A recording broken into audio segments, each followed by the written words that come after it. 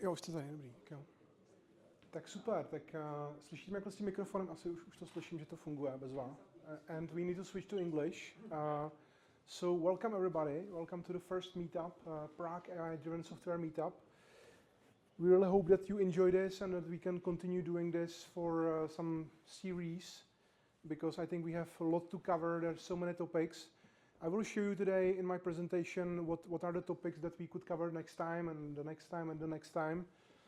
Essentially, the goal is to build a community around this new paradigm, because everybody feels that this is something big that's happening right now with agentic software, right?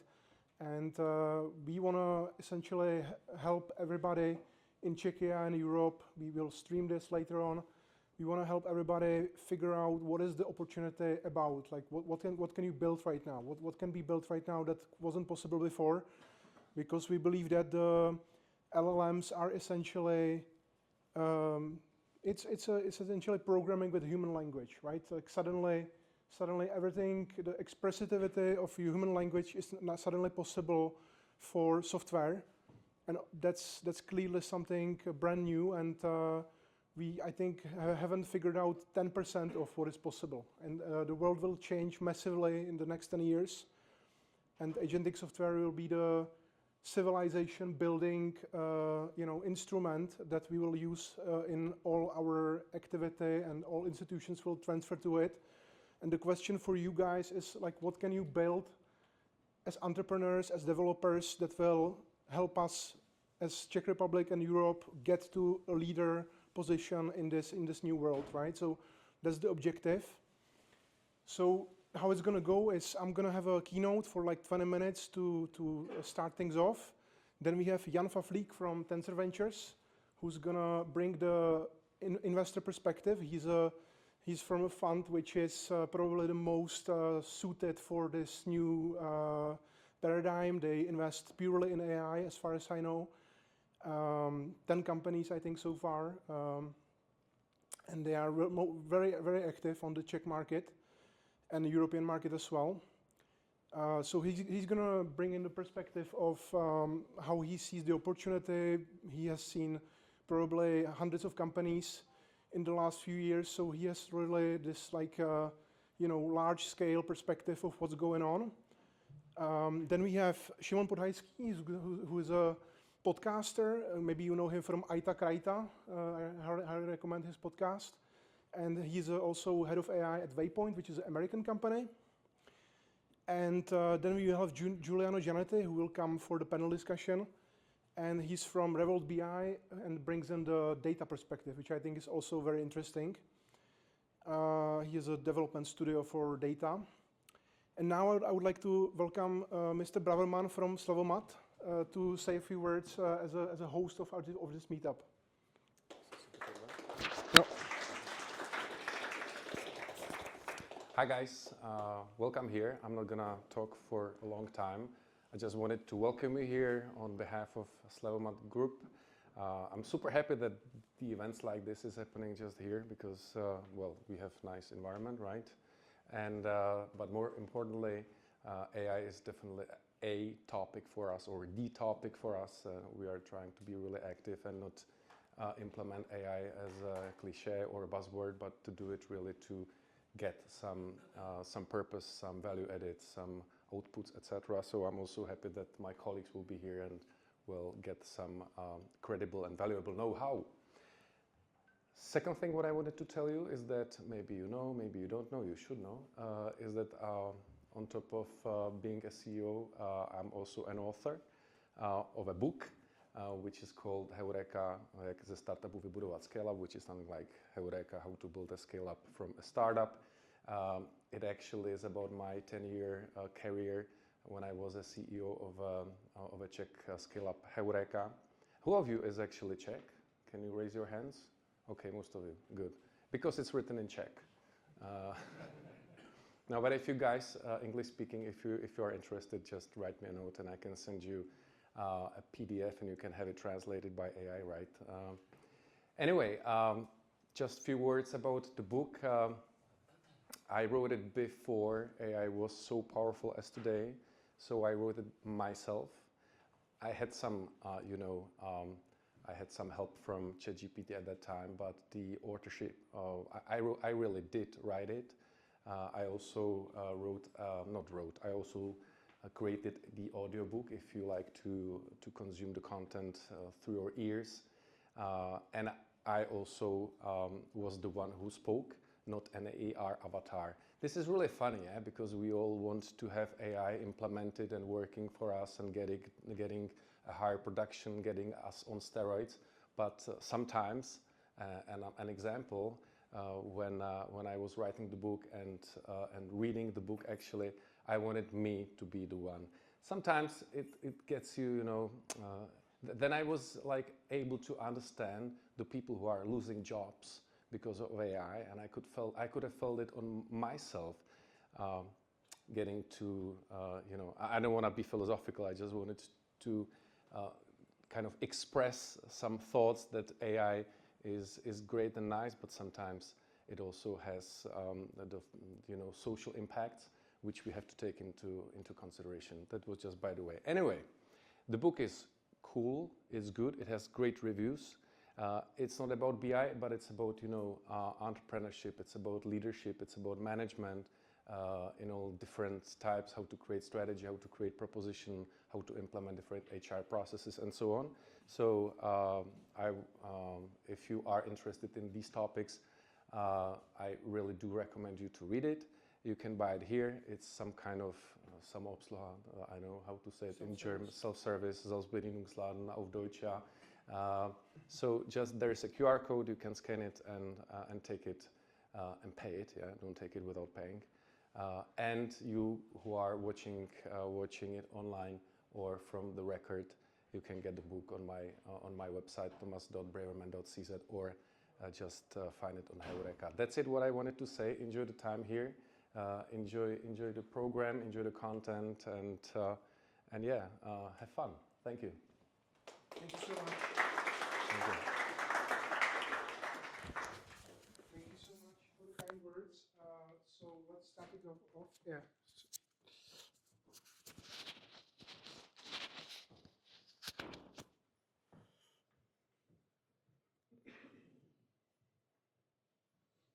All right. So just a few words about who I am. So my name is Jakub Bareš. I'm the longest initiative here is the European Nexus for Strategic Intelligence, which is a think tank which published like 250 articles on the future of AI, future of governance in Europe, and all that kind of stuff. I'm actively posting like every 3 days. I'm posting a new article, and I'm working with the Czech Startup Association, Czech Association of AI, and others. By day job, I work for World Health Organization as a strategist for AI. We have developed like 15 apps in the last year, so I'm really active on, bringing to life the ideas how LLMs can help our organization be more effective. We are in a very interesting position because we have had to let go like half of our staff due to budget concerns because USA stopped funding us. And therefore, we are in a position where we are not replacing people with AI. We are actually, trying to survive with AI, because if we didn't use AI, we wouldn't be able to do our job, right? So it's a really unique position, which I'm really happy for. Mathematics Ventures is a venture builder, and I'm looking for partnerships. So the idea is that we want to digitalize traditional businesses, and we are always looking for partnerships with young startupists to cooperate together, typically like product people, domain experts. We are building about 10 ventures right now, so it's really exciting. And Agent-Driven Europe, it's actually the manifesto you can find at, I will show you the link later, it's at agent-driven.org. It's a manifesto for this new era and how Europe can lead in this new paradigm. So that's about me.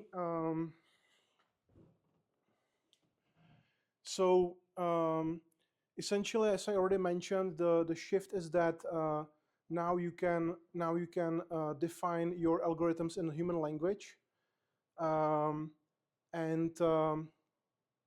essentially the main thing is intent, right? You need to know what you are building. You need to know what should be the structure and logic of what you are building. It doesn't matter anymore how to build it so much. What matters is the idea, right? So it's really interesting times for creative people, and we are essentially bringing the ability to build software to even people who don't know how to code. So now the question is not can we code it, but should we build it? And that's exactly the purpose of this meetup, to figure out what should we build, what is the next thing that is missing. So essentially, if you are curious, if you are a clear thinker, that's the way to go. That's the main ingredient for success.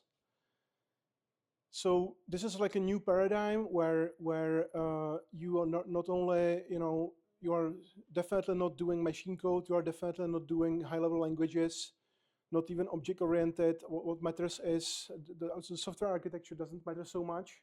What matters is what is the purpose, what you are building, what are the processes, what are the methodologies behind it, right? I think, for example, some psychological applications will be really interesting because you are now getting to the, you are getting to the unprogrammable paradigm where you no longer need to have everything figured out beforehand. And if you have AI which has a clear role, how it's fulfilling what it does, then that's essentially all you need. Like, you can build a mentor, you can build a psychologist, you can build a coach, right? Even you can, Cedric Malou, who is a great vibe coder, he wanted to join today, but he will join next time. He essentially built a bot that teaches you how to pitch, right? Like it treats the user as a startupist, and it presents itself as a investor who is critical against what the user says. So yeah, so suddenly you can complete your ideas. You don't have to know exactly the complete structure of your thought. You just need to have the intent, right? It completes your thoughts. Then you need to know what you wish, what you want, which is surprisingly hard for most people, right? Like, it's really interesting how low the adoption of LLMs is. Most people use it for Googling, right? They don't really use it for improving their life or improving their business. And these are the traditional things that you can imagine that most people are doing, right? You can see that right now. AI for lawyers, code generation, customer support agents, maybe research synthesis like Perplexity or Elicit. Then you can see like sales intelligence, which maybe help people with training the salespeople how to talk, but also it automates their job actually, right? Then you have workflow automation, content creation, meeting intelligence. Those are all the very, very traditional things, like the most immediate which you can imagine. Nothing too original. I think we already got used to this existing. Now, what is actually interesting that can be built maybe in a near future is something like this, right? So you can have actually autonomous research agents which completely do what a laboratory would do or what a scientist team would do, right? You can have decision intelligence boards which try to bringing everything from the company and try to build intelligence on top of it, not only what is actually happening in dashboards, but also what should happen, what are the key decisions to make, and so on. You can have obviously digital twins, which is a really interesting concept, which has been with us for some time, but now you can really put it to the next level. You can have simulation sandboxes, right? You can have AI which tries to analyze scenarios, what could be the future that is coming, how likely is it, what would that mean for the company. You can prepare yourself for something that hasn't happened yet, right? And it kind of expands your imagination. I think this is the most kind of this is the most understood concept, because we are used to living in the present, right? We are used to dealing with stuff which we need to take care of. But what if we actually were able to look into the future, what will happen in 1 year, 5 years, imagine that very vividly with all this AI, all this knowledge, and jump to the future right now, right? I think that's really interesting.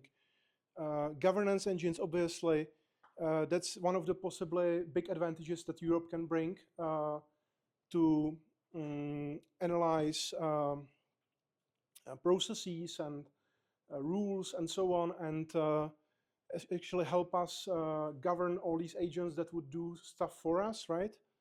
And I think another one is interesting, narrative intelligence labs. So that means essentially some kind of maybe entertainment or storytelling or education, where it's not only about webinars or stuff like that, but it's actually interactive, guided content which leads you through something complicated, right? So those are just few. I actually explained these already. So now it's not about automation only, right? It's about reasoning, right? So essentially, if you have like previously, what you needed to do, you needed to clearly define steps of what's going to happen. Like this process consists of these steps. This is the way where you click and so on. Now you can actually define the architecture of the intent of what is the goal, what is the resources, what are the actors that you can use, and it actually uses all of these to reason on top of it. So sort of like when people build chatbots, which are using RAG on top of data. Now you can actually orchestrate this environment, actors, methodologies, strategies, processes, resources, and on top of this, the agent autonomously decides what to use, how to think, how to reach the goal, right? So that's another, and that's actually what my startup Complexity does. I will talk about it at some later meetup. We are before MVP, so I'm not ready to present yet, but I will show you later. Yeah, so essentially,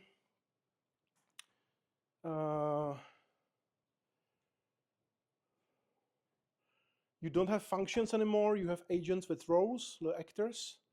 You don't have scripts. You have workflows with judgment. You don't have databases. You have knowledge resources. You don't have APIs. You have MCP protocols, right?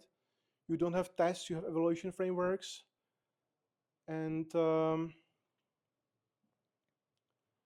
now let's look at the opportunity, right? So I want to really ask Jan van Vliek to talk about this more from his actual perspective of investor and seeing so many startups. But the world economy is like at around 100 trillion, right? And knowledge work is 35% of that. Language intensive knowledge work is 15% of that. And the AI potential is probably like $8 trillion, right? So how far are we from reaching the potential? I think we are very, very far, right? And I would really like to, the purpose of this meetup is to help all of us in this room try to imagine better how to reach this potential, how to use this potential, how to build something that uses this potential.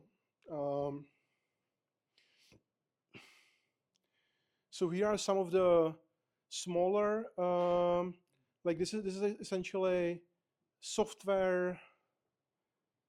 These are services within the economy in Europe and how big they are.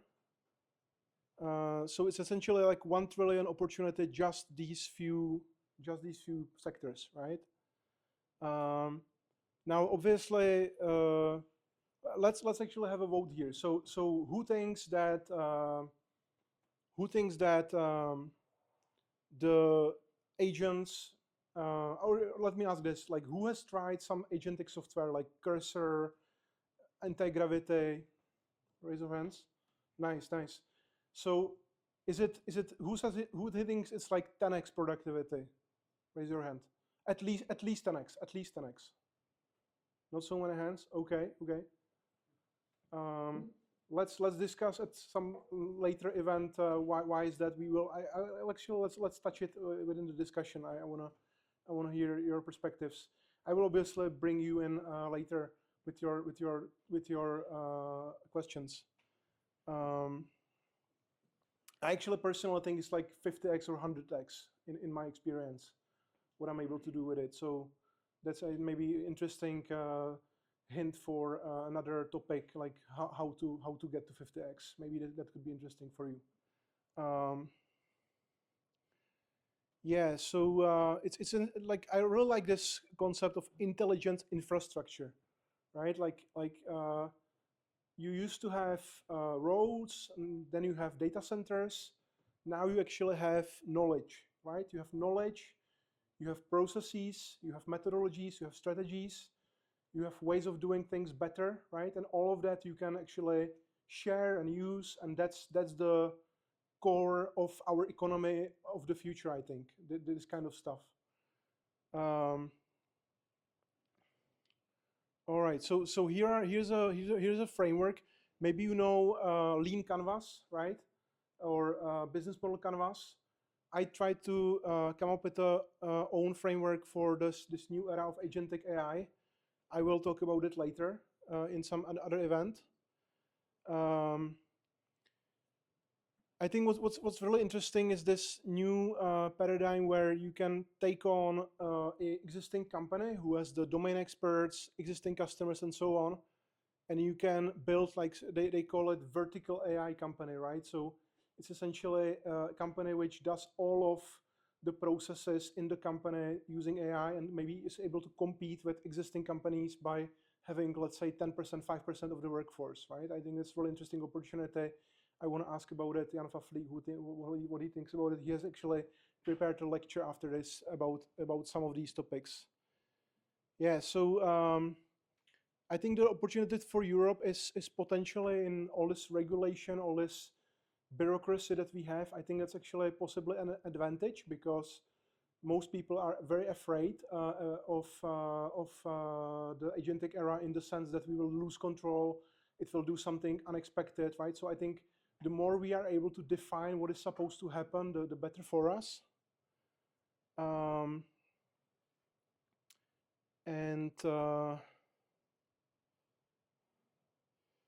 So yeah, so this meetup is about developers, founders, leaders. So who is a developer here? Okay, nice, nice. Who is a founder? All right, all right. And who is a leader from a bigger company? Okay, okay. So we have most of the developers. I think that's actually good, because you are gonna be the main ones building this new future, right? You just need, I think, to think differently. Like who thinks who sees on themselves that this job they are doing requires something different than it used to be 5 years ago? Who has seen this change? Yeah, definitely. Okay, okay.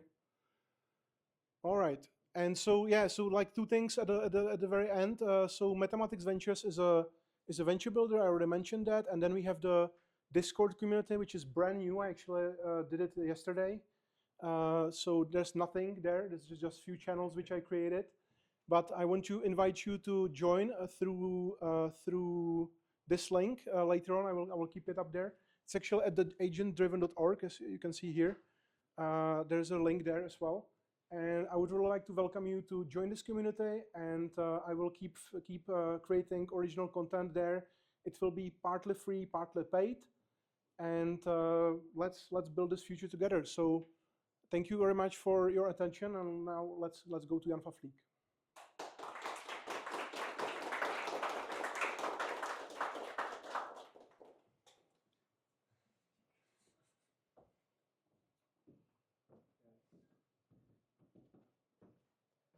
Tady si vem tohle. Kam vem do čeho? Z toho.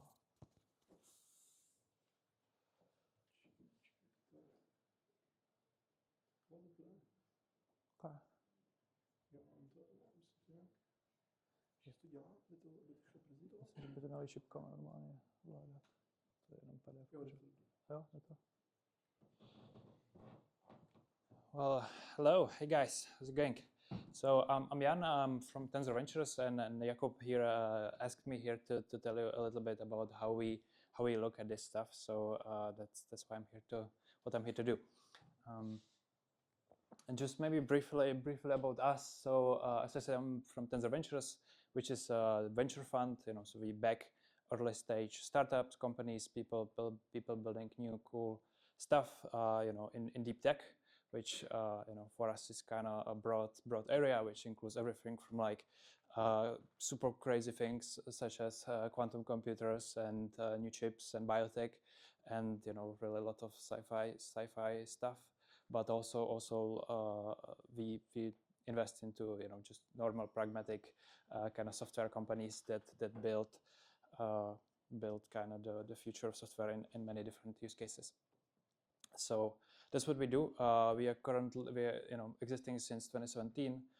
Currently manage around 70 million euros across two funds, and we are just like right now investing from our funds too, which writes checks to pre-seed and seed companies, anything from 250k to 1 million euros to kind of just a team with an idea and to help them kickstart anything. So if you ever want to start a company, I think we are definitely the people to talk to.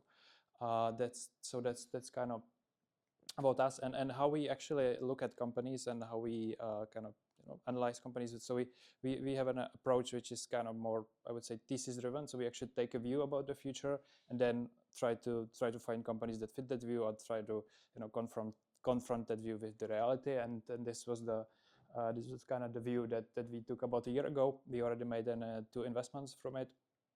So just see it as kind of a mental model that we used about the future of software companies and how things might shape up. It's just a mental model, so it could be also wrong, but always happy to discuss stuff.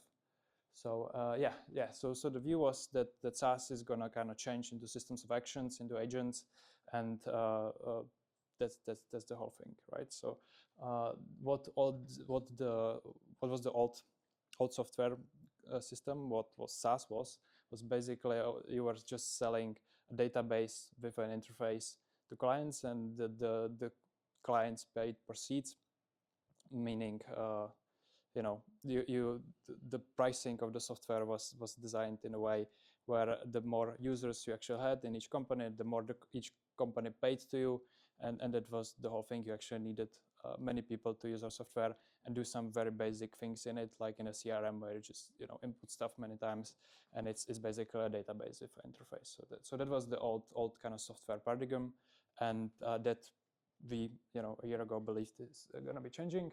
And the reason why it's going to be changing, right, because there was transformers were invented by Google in 2017, and 2022 we started to actually have a practical kind of usage of AI, and we started to believe that this might actually change how we interact with software, because the users of the software themselves kind of stopped being necessary, because cognition became kind of commodity. You could actually have a piece of software that could reason, that could write, that could input stuff, click buttons and kind of be more autonomous. So that was the big kind of inflection that we saw.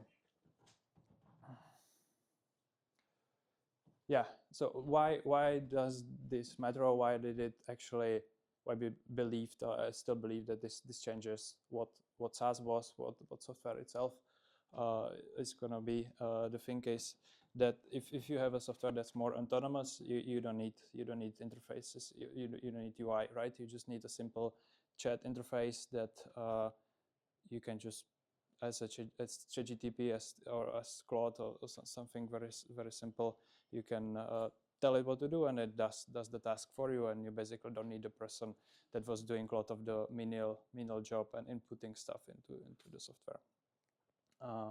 Which kind of broke the kind of basic premise of SaaS, which was the seat-based pricing, because suddenly one person can do the job of many people, and if you sell your software in a way where you get paid per head count, you would get just paid less money, and even you produce actually better outcomes for the company. So that was the reason. And the kind of change was that agents or the LLM actually sits on top of different kind of pieces, different tools of software that it can use, and replaces the user, and the user just kind of interacts with the LLM. So that's kind of what we thought was coming. Those agents, kind of systems of action, which basically is a kind of a simple loop. As you could imagine, if you guys are developers, then you probably work with Cloud Code or something like that, where you have the system, you tell it what to do, it plans the action, executes it, and then gives you kind of the result to verify it, right? So as I said, it's the product becomes the loop because of that. And actually, the important feature is not the UI anymore. It's just a simple interface. It doesn't need to be designed specifically to some specific arcane task of some vertical SaaS software, but it's a very simple UI. But what becomes important are kind of the guard layers, the observability, and the user experience as well. The fact that it's secure, because now it's more autonomous, therefore it needs to be more secure from the cybersecurity perspective, and things like that. So that was the change. This also kind of broke the fact that before, what made software defensible, or what made a good business, which kind of good business is defined that you have kind of stable or recurring revenue that you can grow. Was the fact that it was sticky, right? If you bought a SaaS tool, you uploaded, for example, a CRM, you uploaded all of your data into the CRM, and then it was kind of hard to get rid of it because your company already had all the data. All the users were used to that user interface, so it was kind of complicated to switch from that tool to another tool. Therefore, you could kind of count to have a good recurring revenue if you built a good product. This doesn't necessarily work like that with agents, because the interface itself becomes much simpler. There's kind of no defensibility about just basically building a chat interface, right? It's super simple piece of UI. So before, you needed a lot of designers, a lot of people to think about it. Actually, what's the best UI for the given task? And now that's kind of simple. So what changes, or what is the new mode? What's the new defensibility in the agentic era? So we thought that this could be those kind of 5 attributes, which is both the kind of the main model, so having the right kind of approach to actually, having the right database, or have the right data model to solve the task in an agentic way, not in the old way, but in the agentic way. To have a lot of integrations, because since the agents or software becomes autonomous, it actually needs to interact with a lot of other pieces of software, right, to execute what it needs to do. So having integration depth is super important. Then of course data is important piece of the puzzle, where especially if your software has access to some kind of proprietary customer data that other people don't have, you can build better models because of that, or you can kind of improve your piece of software over time and build a better product. And then distribution, of course, became even more important than it was before. As you've seen, there are many companies that scaled to like insane amounts of revenue pretty quickly. For example, like Lovable or Harvey, where you had these kind of new companies that grow fast, even though the product is kind of crappy, but everybody's just focused on the distribution, because since the technological inflection happens, people are more prone to try new stuff, right? Corporates are looking to try new software. A lot of users are trying to looking to buy new software.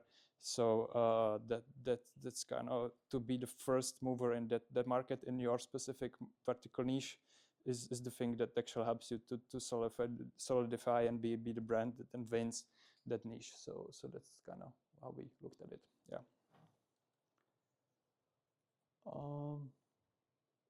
Yeah, and also there was a change in the business model itself. So as I said before, you had seat-based pricing, where you just needed a lot of users, which now stopped making sense. So how we looked at it, I think it's still an outgoing hypothesis if this is actually, this turns out to be right, that you could actually transition from the seat-based pricing into usage-based pricing, and then into even outcome-based pricing, where you would be paying the software as you were used to be paying employee or some kind of agency or contractor that you outsource specific task to. So software itself, the market for software could enlarge because you would be kind of eating large pieces of the whole economy and what actually people are paying for, right? So that was the thing. It's not necessarily easy to sell this to companies right away.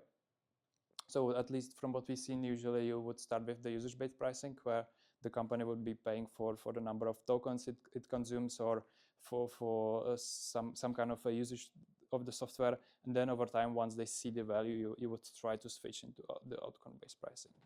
So yeah, so this was the thesis. And then we made 2 investments last year based on this thesis, and we're observing how it's gonna go. So it's still an ongoing experiment, and we'll see. So the first one, kind of just to demonstrate the point, was a company called Edmund AI, which is actually from Ostrava, from the east of Czech Republic. And it was a company that does something in industrial AI. So they built an agent that can integrate with complex and custom production lines. For example, if you have a car manufacturing company, right, like Škoda Auto here in Czech Republic, they actually integrate with the production line itself, and if it breaks, you have an agent that both has access to the documentation and to the live data from the production line, and can guide you to repair the whole thing without you as a repair person having to need the complex expertise to repair it, because it's not a trivial task. It's quite difficult, and also you needed a lot of people for that, and now you can kind of reduce the workforce, since it's become, you basically get guided, so it's much simpler to do. So and again, there's the loop, as I told before. It's just a simple kind of feedback loop. Yeah, and the other investment that we made, I think it was announced very recently, was a company called Pange AI, founded by Marek and by Johanna over there on the photo, and they actually focused on the vertical of geospatial data, which right now is quite arcane, I think, still. Basically working with different satellite images and different kind of data which describes the landscape. And right now, what you would do if you would be a business, a company that needed to do analysis like that, you would outsource it to an agency that would take 2 weeks, basically answer your business relevant questions. So for example, if I'm an asset manager that wants to build solar panels, I have a question, I have these 5 different types of land, and where should I build my solar panel, right? And right now I give it to an agency, and after 2 weeks, the agency gives me some answer to that question, and that's it. And the agency itself uses a lot of old arcane software where they just click buttons and kind of wait. They need expert knowledge, of course, to use the software, but it's not that complicated actually. And they are quite expensive. So what Pange AI decided to do is just replace the agency itself and build an agent that you can ask the question, and it should give you the answer in 30 minutes, not 2 weeks. So that's the general idea. Of course, it's not working yet generally over all of the different geospatial use cases, because it's quite a complicated field, but they are slowly getting there. So that's kind of again, the type of the feedback loop that we described before, and that was the second investment we made. So yes, so this was just really briefly the kind of the thesis that we have, the investment that we made. We're gonna see how it turns out. We of course have a portfolio, and those are different, in a sense, different intellectual exercises. Each company, that each investment, we'll see how it goes. And yeah, if you like this and you would want to learn about similar kinds of things about the companies we invest, we have Substack, we have different kind of social media, so feel free to follow us. And if you ever build a company, like definitely reach out. We are responsive on LinkedIn, on email, everywhere. So yeah, happy to talk.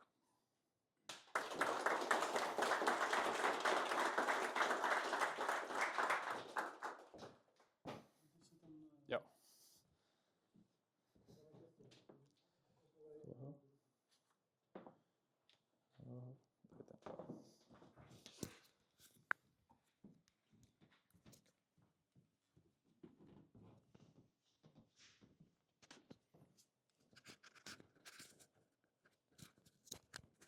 The United States is fucking up bad.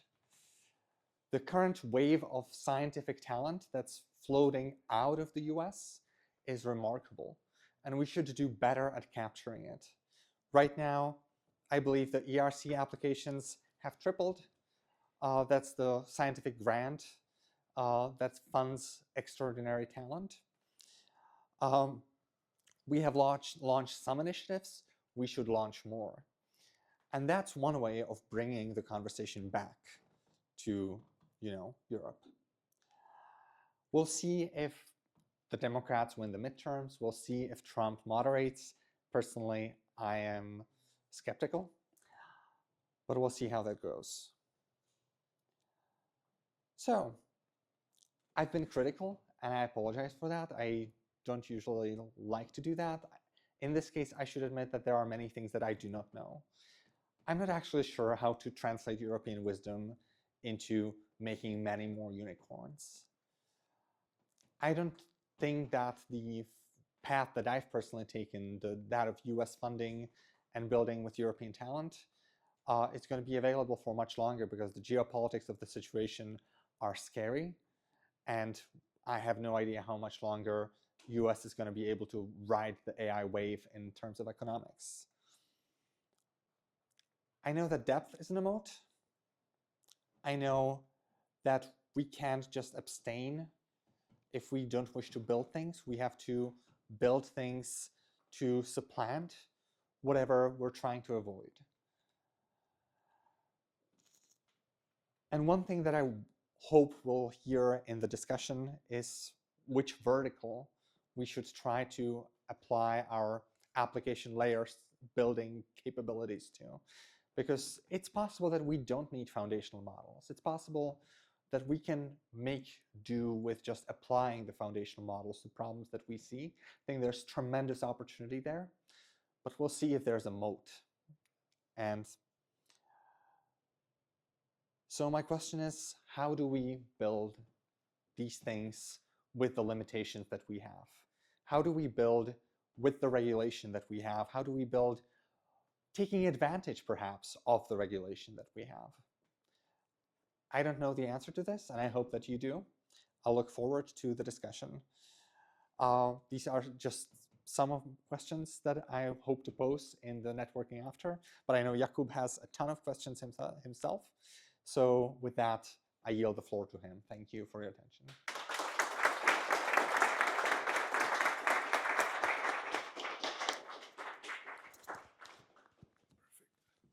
All right, thank you very much, Shimon. That was really tough to listen to, obviously, but I think it was really important to hear that because we need to all settle on the fact that we are behind, right?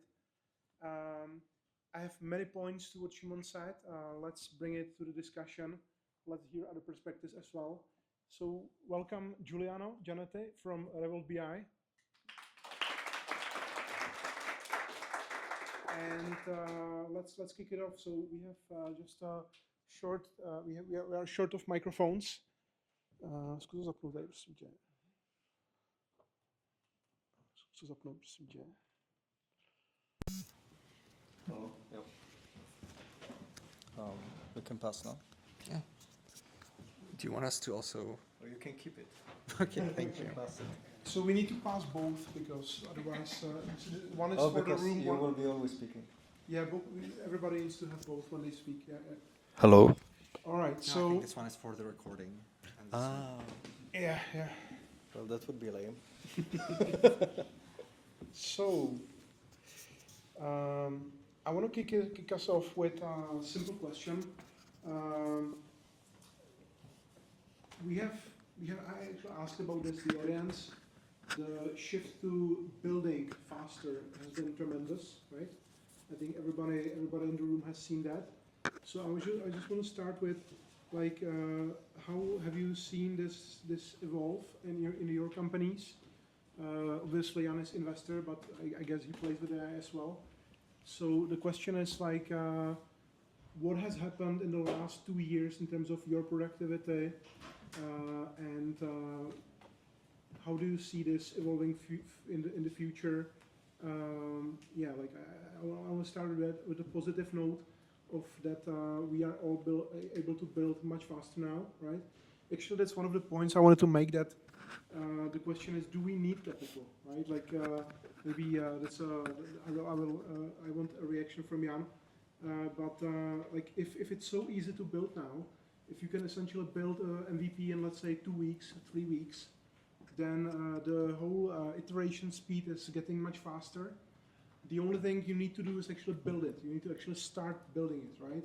But other than that, I think that's actually a great advantage that we have right now in this world. But how do you see this evolving in your studio, Juliana? Like, how has your productivity skyrocketed, and what are the biggest things you have seen in terms of the trends and so on? Wow. Can you hear me? Yeah, okay. Well, wow. This is a hard and actually quite a complex one. So, like, I think what I really liked here and what we learned is that, yeah, you ship faster, but do you achieve faster? Well, not really. I mean, we've seen, it was last year when I saw a developer meetup where basically developers like went around and discussed how much productivity did it brought a year ago. And they said, oh, it's great, we have like a 10% productivity increase. So what I'm seeing is that actually you can do something really fast. You can build upon it. It's actually quite hard because you have like a strict set of rules that like make sure that you're actually making stepping blocks. Because what this application usually do when you're coding, of course, well, they like to rewrite your whole code base. They like to do things without telling you, right? And also, like, often you don't actually know what you're building. So so I see like it's quite a shift in terms of like what we're working, because, I mean, for me, it's something that I've experienced in an agency before, because it's like working with juniors. You tell them a task, and you don't know what the fuck they're doing and why they've done it. And actually, in my thought, the solution to this, it's actually also something that we already invented, because basically it's about codifying a contract between you and then the LLM, right? You need to tell the LLM what are you expecting, yes, what are your criteria of acceptance. Well, that's a statement of work. Exactly. To be honest, there's one thing that it's a bit like more scary for me, and I wanted to discuss a bit about maybe going like deep really fast. It's okay. Yeah, can I? Go ahead. All right, because I mean, all right, we are all focused on shipping faster, but what kind of future are we building actually? So I don't know how you feel, but I feel hostage. So we have like these 3 guys in the United States running basically a $5 trillion, $10 trillion investment. So like we're talking like human level investment, like humanity is investing into this shit. But what the fuck of a future is Elon Musk and, like Sam Altman building for us? We don't fucking know. Like yesterday, we're talking about, building fast. Well, let's look at Grok. They made a great image. Can be used to create child pornography. Yay, achieved. Okay, we'll iterate on that, right? But what about the next time? What about the next time when it's an extension level event? So I'm absolutely with you that that we need guardrails. Yeah, and I have a couple of other thoughts, but I think I spoke enough. No. Maybe pass it to Shimon, please. Let's stick with the developer or with the shipping stuff perspective. So you are actually head of strategy of AI strategy, right? And implementation. It's a small startup. We do everything. Okay. I would say that I agree with Juliana that the generation, the shipping speed is really fast, and the verification is where the problem typically lies. And as we get better at specification, as we get better at agentic loops, as we get better at removing ourselves from the equation a little bit, except at the start, we get faster. But still, the whole system of the company is only as fast as the slowest element in it, be it review, be it the follow-up spec that you do after you've built and shipped really fast. So I'm not sure that 10x is quite there just yet. Mm-hmm. I do think that we do get better at these things, and this might be a sort of a case where we progress slowly until we're suddenly all there at once. Like once we remove the slow bottleneck, who knows? I do agree that it's really fucking scary what's happening with the builders of the AI, especially in the US geopolitical environment. And I don't have an answer to how we can face it from here. Right, I think we need to build our own future, right? It's up to us to figure out what are we comfortable with and what do we want to, because nobody is going to force us to adopt American AI in our government, in our bureaucratic institutions, in our corporations. Nobody's going to force us to do that, right? It's up to us to decide whether we want to or not, right? So the question is like, what is the AI we are going to be comfortable with? And since we have this domain knowledge of how that process should probably look like much better than the Americans have, right? They don't know what we are comfortable with. So I think it's an amazing opportunity for Europe to catch up and build something which is actually going to suit our own needs, right? So I think that's just the perspective I want to bring in. But let's give it to Jan. And like when you look at the startups you work with and the startups that approach you, how has this new agentic paradigm changed the speed of delivering MVP, the speed of testing features, the speed of failing fast? What have you seen? Yeah, I think the general venture landscape changed a lot because of AI. But I don't think it impacted our investment thesis specifically as much, because as I said, we were a deep tech fund, and we were a deep tech fund since 2017. So we do invest into a lot of hardcore stuff that's even physical, and generating code faster isn't necessarily gonna impact it.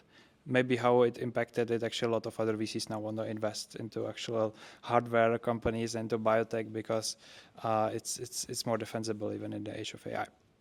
But if we just focus back on the software, there, it definitely changed the types of companies that you built, as I described. You want to build the new software, not the old software companies, but they still, it's the feedback loop, because if you are building a software product, right, it's not just about building it physically or like building the software itself, but it's also about iterating with customers, and that feedback loop with customers is a little bit faster, but I don't think it's like 10x faster yet, at least, because you still need to go and talk to actual people, build relationships, get their feedback, and then implement those features back and make sure the agent actually does what it's supposed to do.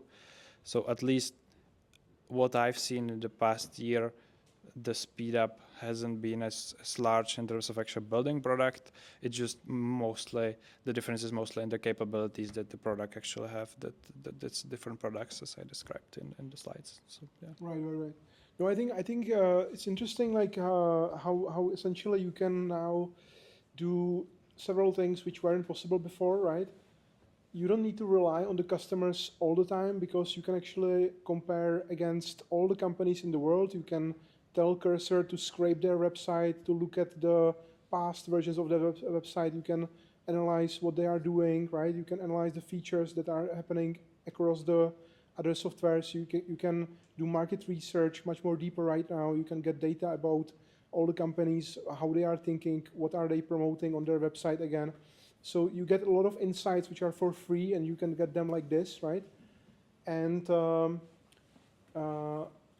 yeah, so I think, and also I would like to mention that I do a lot of trainings, right? And what really amazed me at one of the trainings was that they asked me to build a dashboard application out of CSV. I did it in like 15 minutes, and they had a complete application in one file, one HTML file.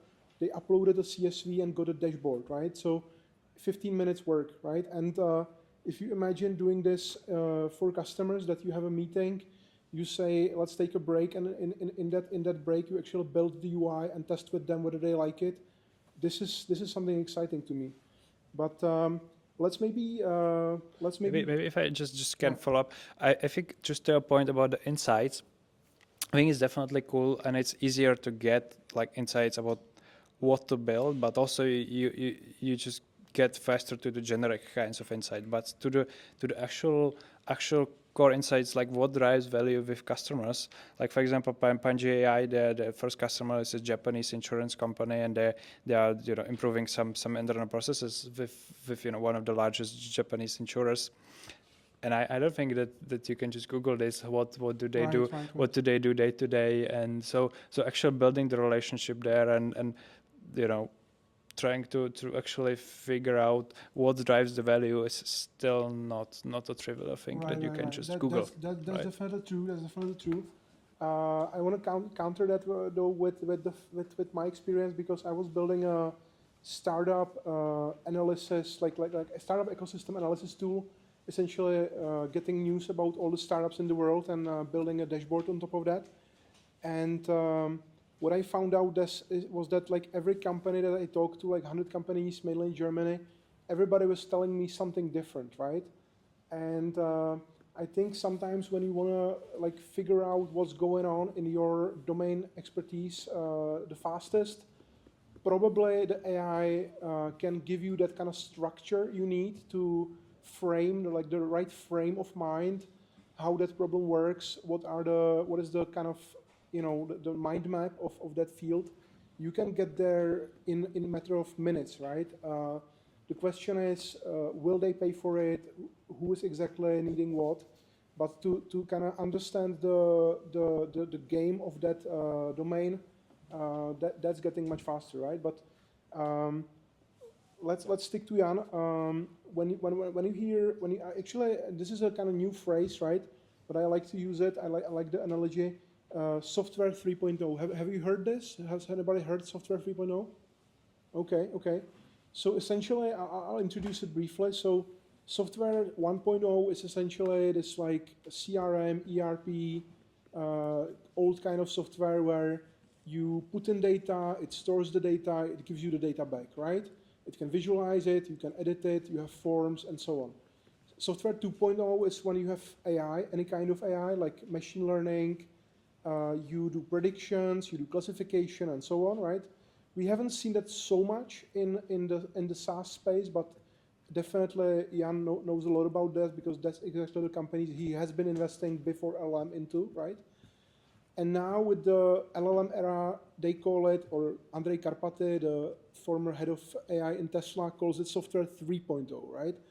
And I think it completely changes what software is, right? Because you have heard Jan telling us that essentially SaaS might be actually dead. We have seen people say this like 1 year ago already, Wojtarocek especially, and I think it's mostly true, because if you have AI that can answer any question, get any data for you like this, very flexibly, why do you need specialist software, right? Like if you can get the data from the internet. But the question is, if you have original data, as Jan mentioned, if you have original domain expertise, if you have original understanding of some specific domain, then the question is, how does LLM help you build something completely different than you would be able to build before? And so, Jan, like, what have you seen happening in these two startups you mentioned, in other startups? How has, like, if you imagine that they did what they do now in the old paradigm, would it be even possible to do what they do now? No, it wouldn't. It definitely wouldn't be possible, because that's kind of what the product is all about, right? That, as I said, it's about kind of the fact that you actually have the user and the product as a package, and that's what you're selling. You're not just selling the old software stuff, but you're also selling the user with the product, and that's what kind of the LLM is. But you said that SaaS is dead, and it's always kind of. It's that, but also the companies that I described, they are basically SaaS companies. Right. So it's both that, but also it's just kind of a new version of it. So that's a little bit of a kind of exaggeration, but basically the thing that is changing is that what might happen is actually that we will replace labor with software, right? That we actually might start needing less people, or maybe even firing people from companies, just because we can implement better software. And that's where it starts becoming interesting, because right now, especially in the US, there are funds that even are trying to implement this strategy in a way where you don't even build a software company, but you, for example, buy some kind of old service business like an accounting company, or I don't know, somebody that writes grants, or some kind of a services company like the GIS agencies that you had before, and you just start improving the processes internally in it without and maybe firing some people, maybe just doing a lot more work with the same team that you had before, but the opportunity expands from just selling software to actually improving the EBITDA margin of a lot of these kind of old service businesses and making them more software-like. So it's kind of changes the paradigm as well. Right. I think what we have heard from essentially all the speakers, including me, is that domain expertise is possibly the new mode, right? It might not be the mode in the sense like ChatGPT has, or it's debatable whether they'll still have it. It's not like this mode that you can like scale infinitely.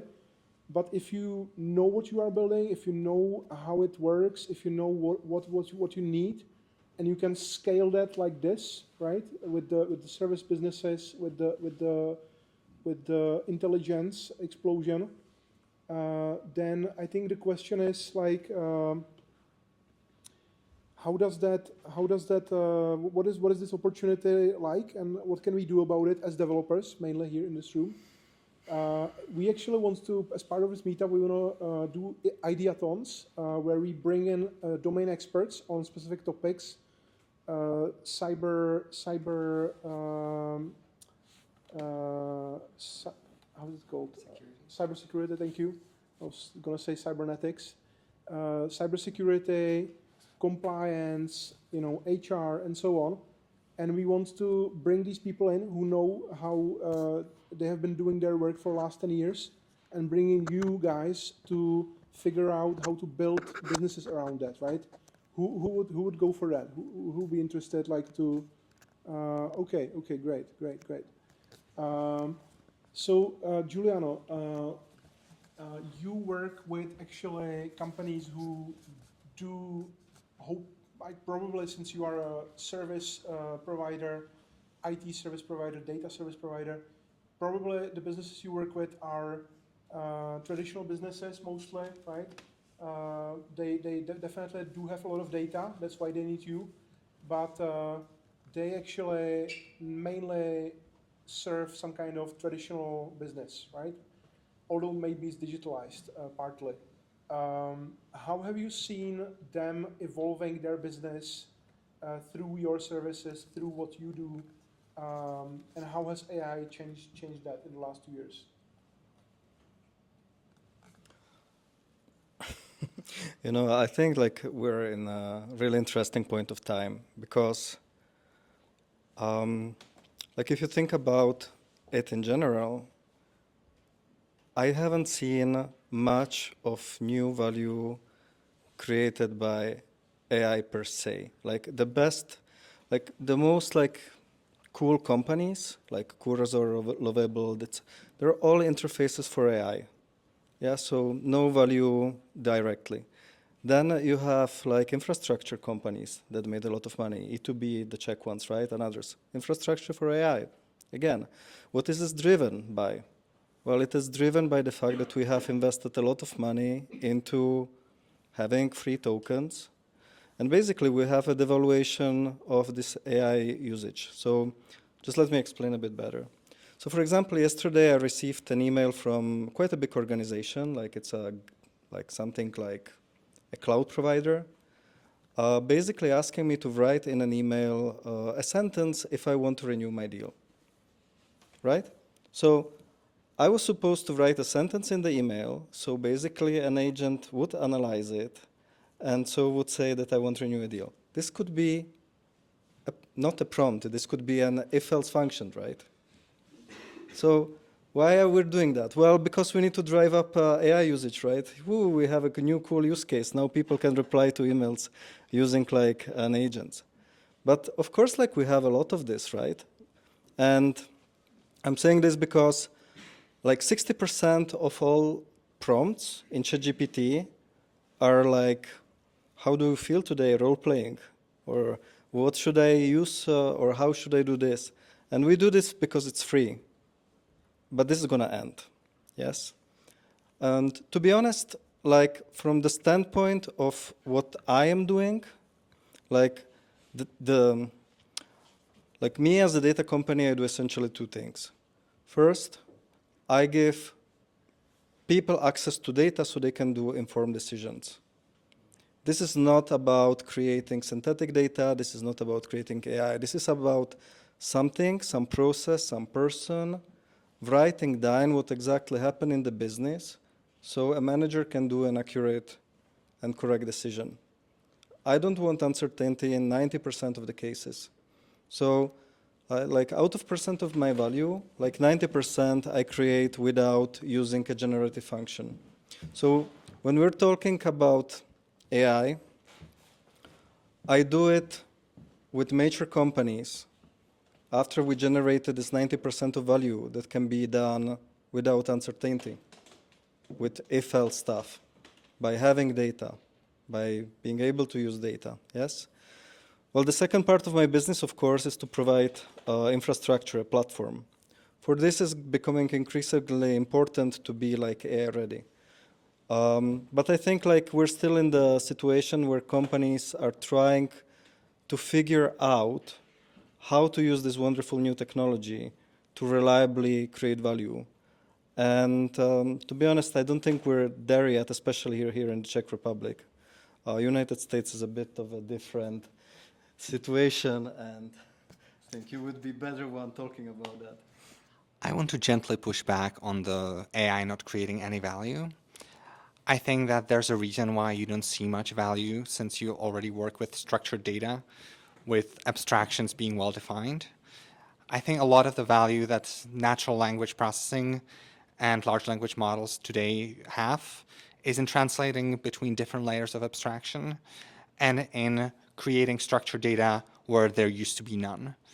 So, of course, as a person who's in charge of value being created at a startup that creates value, I want to point out that what we do is kind of this. We make sure that the knowledge base can be translated from the point of view of someone who has been there at the creation time to the point of view of someone who's coming to the company anew, who wants to ask a quantitative question about qualitative things.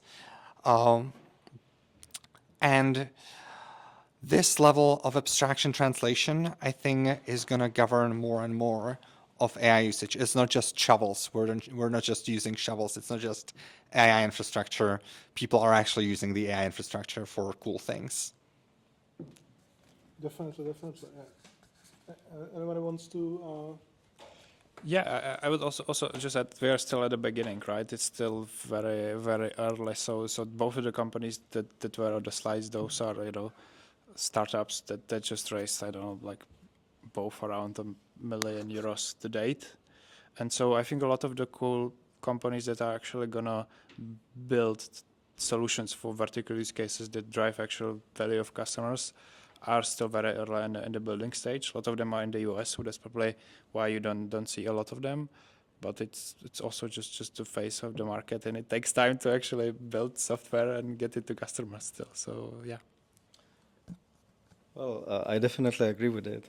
We're early, but I mean, my company is basically a knowledge shop, and I see quite a great shift happening there already in ways that we work. So I like quite a lot this citation basically saying it's 2025, and it's literally the last year where you could have experienced being smarter than an NLL modem. And it's true, right? So 5 years ago, we would be hoarding these use cases with this like ancient like knowledge tomes on how to create something like ABC analysis or optimization of stock or this kind of stuff. We would be also hoarding like this kind of like data about what we did in the company, for example, for creating SOV and price estimates. Well, so we would be like investing a lot of time into creating some kind of manuals that we would pass as like really the old manuscripts from to newcomers coming into the company. And well, recently I found out that the LLM model is actually better at doing most of these things than even senior people in the company. And this is, of course, applies also to coding, right? So it completely like shifts the way how we are thinking about like how we make money. Because, for example, like quite a large part of our business, like in the past, was doing migrations. I would spend like 2 years migrating like an old warehouse into a new one, new technology. Well, this is gone. So we've seen like line of businesses completely getting out. And actually, I would have like, let's say, one business analyst to a compendium of around 10 programmers doing the actual work. And today, I would say it will be close to 1 to 3, and I think it's going to be even less. That's impressive. I think that's really impressive because it's so much work, right? Like when you need precise work, you need analyzing deep oceans of data, and you can do this much faster than before, right? Let's touch upon the opportunity. We have discussed that there is a lot of buzz and a lot of valuation in the infrastructure, in the agentic companies who provide the tools, right? But let's actually start talking a little bit about the opportunity in the sort of real world. I had that slide there about the world economy, how much is knowledge work, and so on. So Jan Faflik, like when you think about this, I think if I'm not mistaken, it's called vertical AI company, right? Isn't it? That you have a consulting company, you have an account company. You mentioned that actually. So let's actually discuss kind of creatively about this. So if you had I don't know $1 billion and you were able to build one single company in any vertical and build a competitor who is able to completely obliterate everybody else with their technology, with their company, which vertical would you choose and why? And why do you think it's the most interesting one? Yeah, that's an interesting question. So like if I had $1 billion, I would probably try to do the same thing as like General Catalyst or some of the other VCs are doing, right? That I would actually try to find an old service company. Like for example, they bought a hospital system company. So they built a company that basically owns a bunch of hospitals, and then what they did, they built a bunch of software that automates a lot of the manual tasks that people still do in the hospital. So there's still like a lot of admin work, a lot of compliance, a lot of regulations. So you can basically, I don't know, probably shrink all of that stuff to nearly nothing, and then improve the margin of the company that actually they have on the revenue they generate because of less costs, less overheads. And if you use that as a demonstration, then you can probably get even more money, because if you have a demonstration that then on a company that's worth billions, you can improve the EBITDA margin, so the amount of cash you actually get from the revenue you generate. Some bank is going to lend you more money, and you can buy more hospitals and do the same thing over and over again. And that's kind of what they are doing right now. Right. So if I had $1 billion, which I don't have, this is probably the way to do it. But I think for most people, it's very pragmatically looking at most like startup companies, looking at those kind of big old markets like healthcare, like accounting, like many of the professional services markets, and finding concrete use cases where they can actually do the work and find some kind of a workflow that they can automate with their agent. So I think that's very similar to how it's been before. Yeah. Shimon, what would you choose? If I'm headed for an entirely new vertical, I would go for defensive AI. Not defensive as in war defense, but defensive as in we have more and more generated content every day, and it's overwhelming our current civilizational infrastructure. It's overwhelming the courthouses, it's overwhelming the publishers, scientific and otherwise. It's overwhelming the grant agencies. It's probably overwhelming you in your personal email inbox every day. I think that we're about to witness the need for defensive AI, something that can actually go through and process all these things that are also getting generated by the agents if we want to save our civilizational infrastructure. Right. And so that might be my answer for $1 billion opportunity. Interesting. Well, I would go probably for the shovel. So, I mean, if I had $1 billion and want to go safe, well, I would invest in rare earth materials and electricity, because no way it goes like this will always fly. Like a hard opportunity for me would be also something around information operations and warfare, because I think that the way you can use the information domain to create whatever reality, it's just crazy. But that would be like the small startup bet. Yeah, so mainly these two things, and the third and the last would be manufacturing capabilities. Because I think like whatever happens with AI, we still have like a window where though knowledge might be devaluated, the process plant's capability and actually the ability to manufacture something, well, that's something that will not be, well, it has some latency, right? So this will be a viable business for a couple of years. Okay, interesting. And when you actually extend this a little bit, let's again start with Jan. So I talked that there is like maybe $7 trillion opportunity in terms of the market value of everything that can be automated very easily with AI, right? Then you have like the other knowledge work, then you have like double that, then you have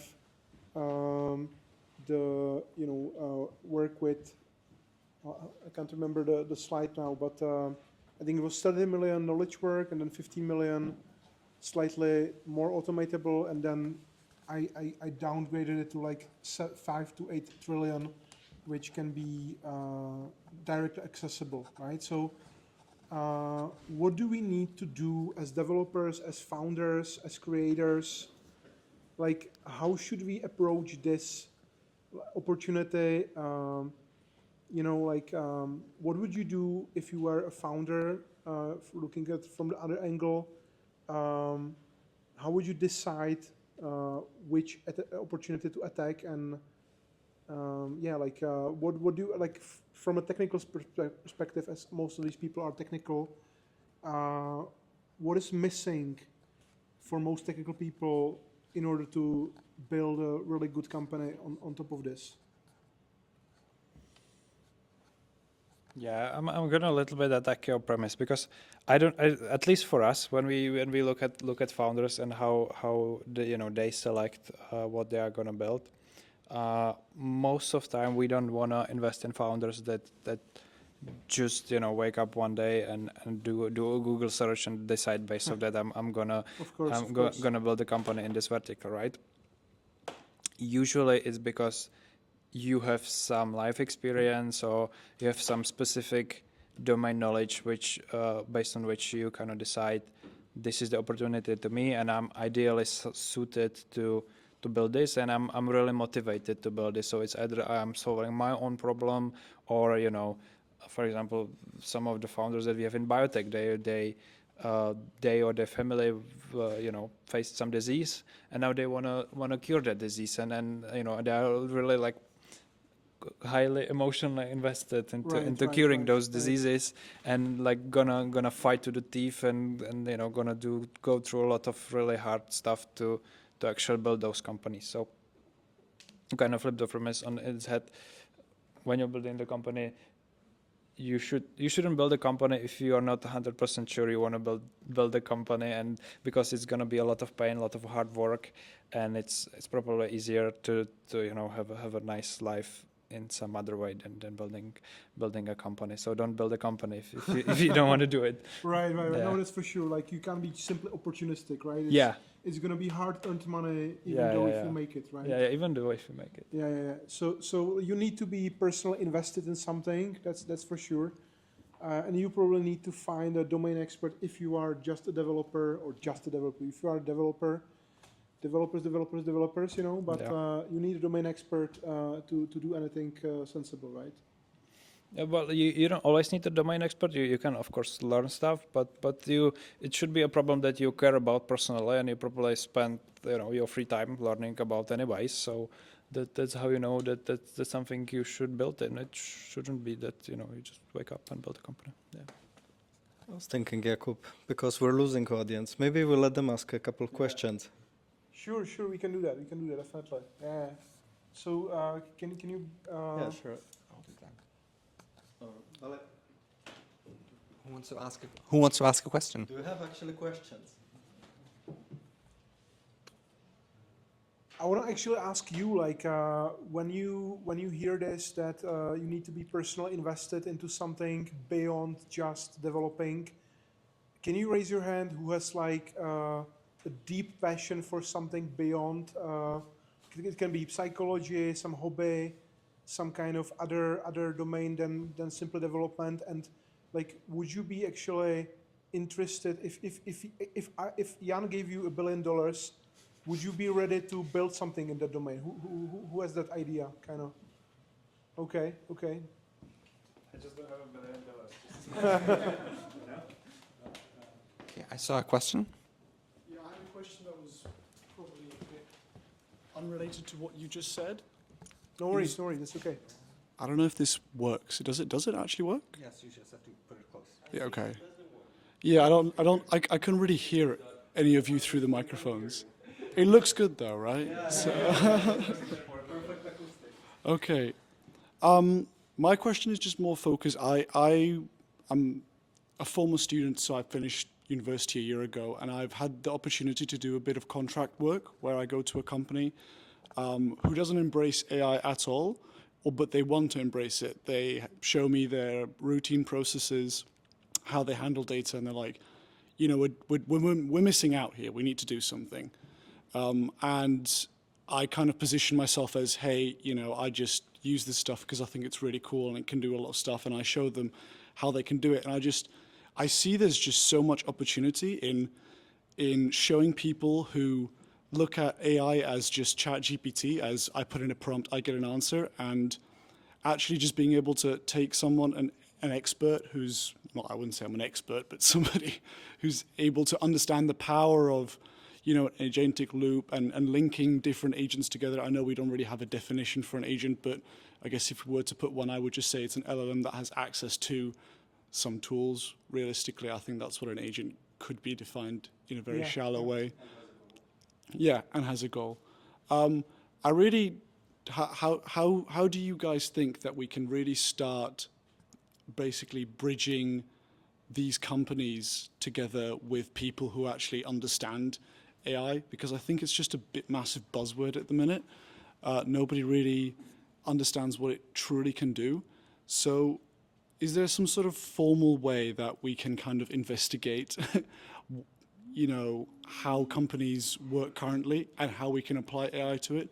Because I think a lot of people are just looking for shallow solutions, quick fixes somewhere where we can just say, we did it, we put AI in our company.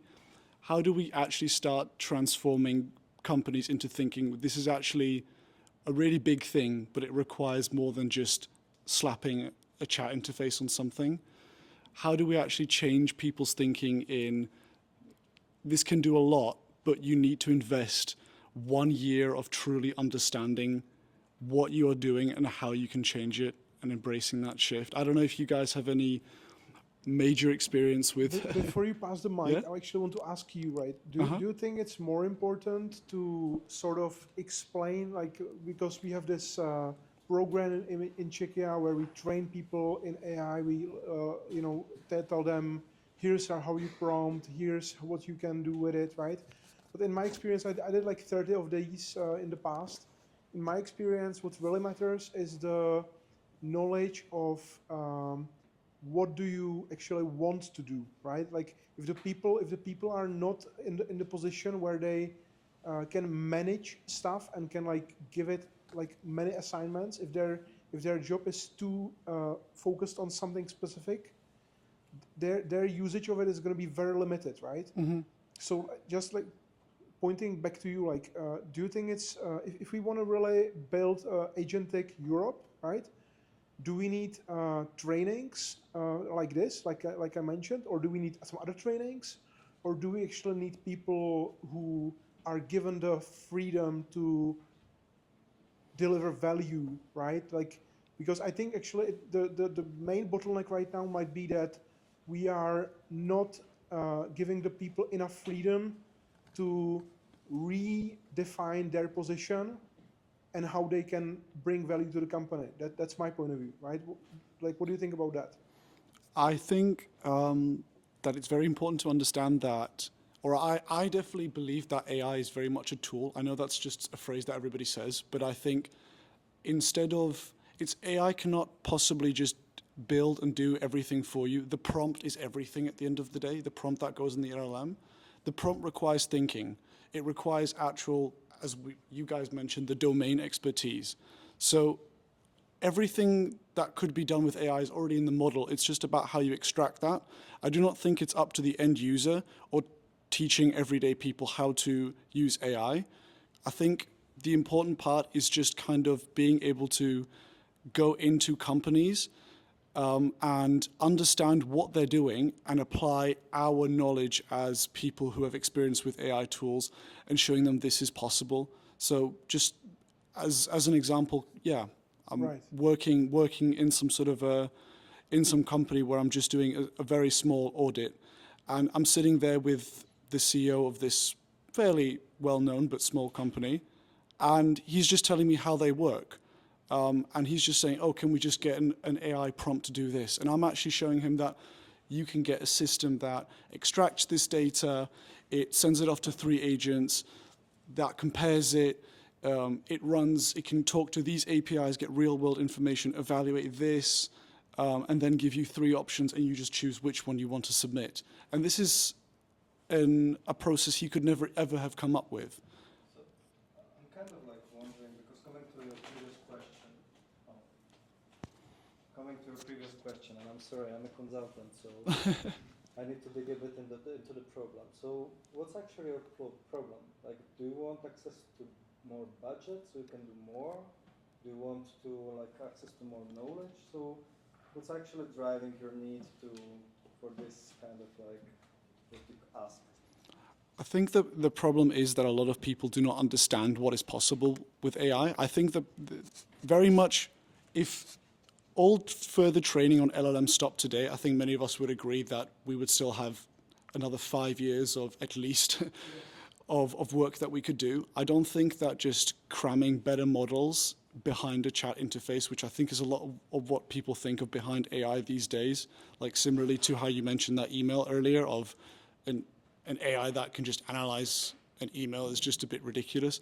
It is very much about building the scaffolding behind it, but I don't understand how we can basically tell companies that AI is a lot more than ChatGPT. All right. So basically, your problem has a human factor. I think you're genuinely like still in the age.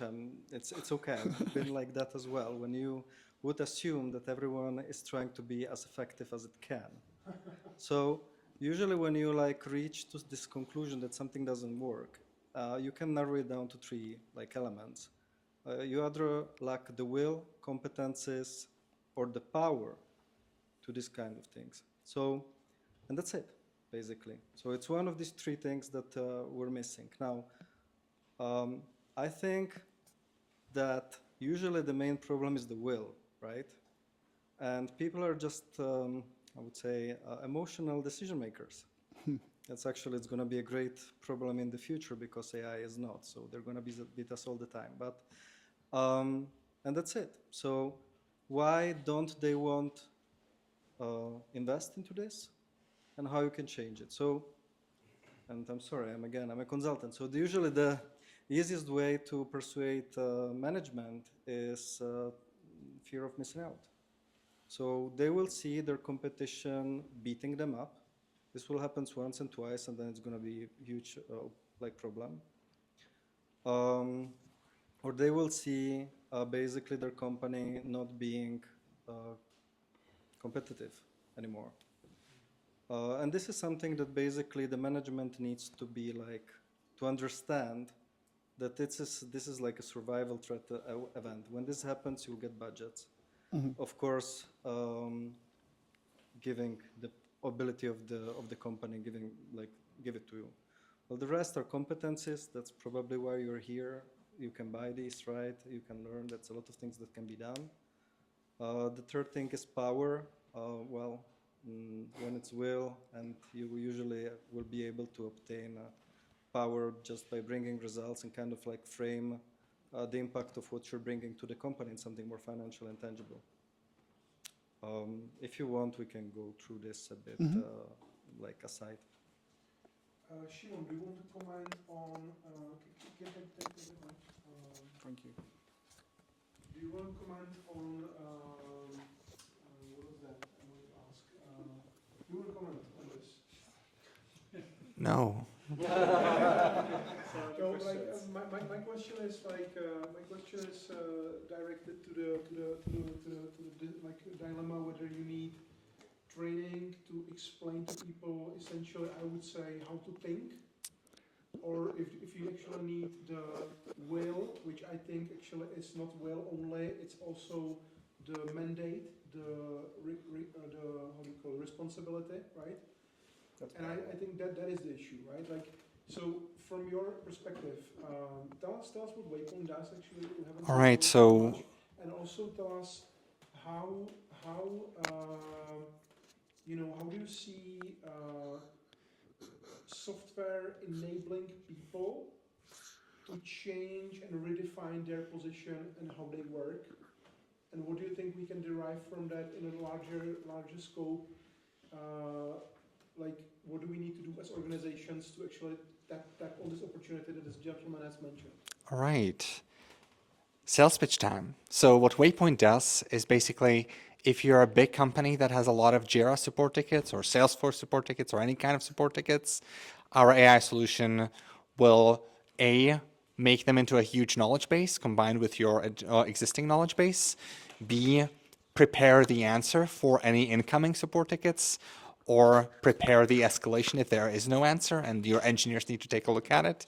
And C, downstream of the knowledge base, enable a bunch of other research capabilities. For instance, product managers asking, look, what have been the problems in the past month that people have seen in South America with our product? Now, what enables us to actually be successful in companies is that we meet people where they are. We integrate into the existing systems like Jira, like Salesforce, where customer service operatives currently work. We slap a chatbot interface for the product managers so that they can ask the questions that they would otherwise either ask their underlings or not ask at all, because some of this usage of AI is just enabling entirely new questions that wouldn't have been possible to be answered within reasonable time scope before. Now, to what extent this drives organizational change is the follow-up question, right? Yes. That I am not sure about, honestly. No, because right now it enables the rise of the customer support organization's ability to answer questions in a way that's competent. It enables product managers to be more competent as product managers. It highlights and amplifies the current capability set. What it does not do is it does not fundamentally transform what the company is and does. And I think that's part of the question here is if you have a legacy company and you want to transform the processes and procedures and possibly the org chart, how do you do that? I'm not in the business of doing that. Right. My conjecture would be that this might be something like, I think it was Feynman who said that science progresses one funeral at a time. I think that the change might not be within the company, but between companies. That capitalism might take care of the companies that don't know how to adopt. And that really sucks. I don't have a better answer for this, sorry. I think I actually have a good one because we're in a special place. So now it's AI. 10 years ago, it was data. And actually, Slavomat was exactly this kind of company because when we implemented Kabula in Slavomat, it was at the time Choopers, there was this procurement person, Maria Chytilova at the time, which was basically an early user and adopter of this technology. And while she started using data, she found the deals no one would, and she became the CEO of this company. Yeah. And why I'm saying this is that I think that if you have will and you have, well, you can obtain power and competencies you always learn, but in this race, almost always win people that have good motivation and good business knowledge. And I think it was exactly what you said with the founders. It's just you don't necessarily need to be a founder. You need to be a champion. And when you started being successful in the company because you adopted a new approach and started bringing results, people will notice and start copying you. And that's how you actually bring change.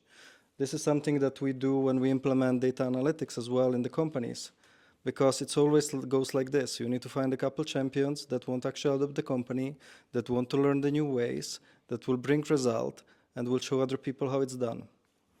Awesome. Yeah, I love that. Okay, I think since we don't have refreshments, you might be getting tired, and I don't want to make a break because then it'll be hard without refreshments to go back, right? So I think let's see how many questions do we have? We have one. Do we have one more? Okay, great. We have three. So let's do 3 questions from you, and I think that would be it for tonight. I'm not sure I fully understand, but I have some points. You said that you present some numbers from USA, but as far as I know, the most companies failed that try to adapt AI. So the numbers doesn't say anything. And China saw also that the budget doesn't count so much. I just point is not question exactly. The question is also, one question is like, what exactly, how do you look, you imagine the future? Because as I see, USA has this. It had one Elon Musk and support from government. He didn't look back. He just looked forward. And I feel like we discussed something when we are in the middle, but we have to forget how it was so far. That's a good point. Yeah. And I don't think the prompt is going to be prompt in a few years. It's very easy to imagine that this is going to be a visual thing that you talk. Or everything will be done by the agent, AI right? has many flaws. Yeah. And they have no security at all. Yeah. Yeah. So I wonder how you imagine the future. Like, what do you try to accomplish here? Right. Right. I think I will answer that, and then I want you guys to join in. So. Yeah, a few great points, right? So it might not be the prompt in the future because everything will essentially be done by the AI. If the agent has a goal, that's maybe all it needs, really, right? Because it can. It's like something that can you talk immediately. It's an avatar that you talk. And Yeah. you say, do this thing of typing. You can imagine that it's going this way. Yeah. Let me answer. Okay. So I think we might not possibly need all the employees in the company to do their own prompts. I think they can possibly look at dashboards. They can control what's happening in the agentic way. They can simply point to certain things which should be optimized, right? But everything else might be actually done by the AI itself. So that's point number one. And in terms of the security, I think that's a huge question, and I would really love to focus on this in some of the next meetups. I think we actually do have a really strong community of AI safety experts here in Czechia. I don't know if you know Jan Kulveit, for example, who wrote this amazing article called Gradual Disempowerment, which is exactly about something we all might be interested in terms of not being relevant, as we have heard from some speakers anymore, that the AI can do everything better, right? So there are a lot of experts here in Czechia, and I like raise of hands who would love to focus on the security part. Okay, yeah, so half of the people. Okay, perfect. So okay, let me reframe the question, right? So.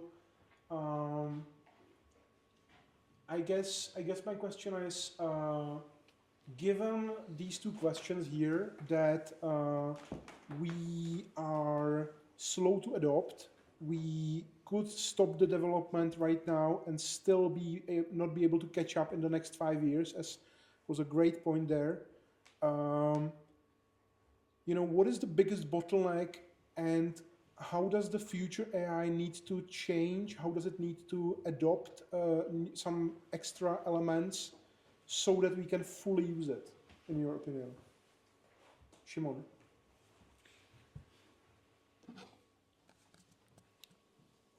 Just to make sure that I understand the question, I should identify what's currently blocking AI from being adopted. Right. And how do we need to change, and how does the AI need to change?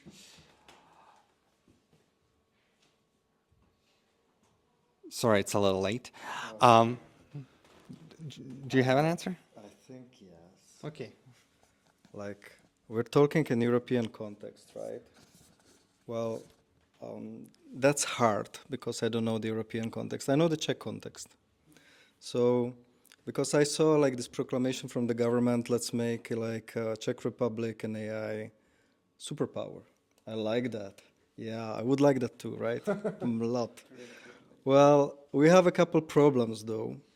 Like there's not an like really great AI or probably no AI supercenter in Czech Republic, except a computer that the government bought for 60 million that will be outdated next year. Yeah. So okay, why we don't have here this data center? Microsoft was going to build one, right?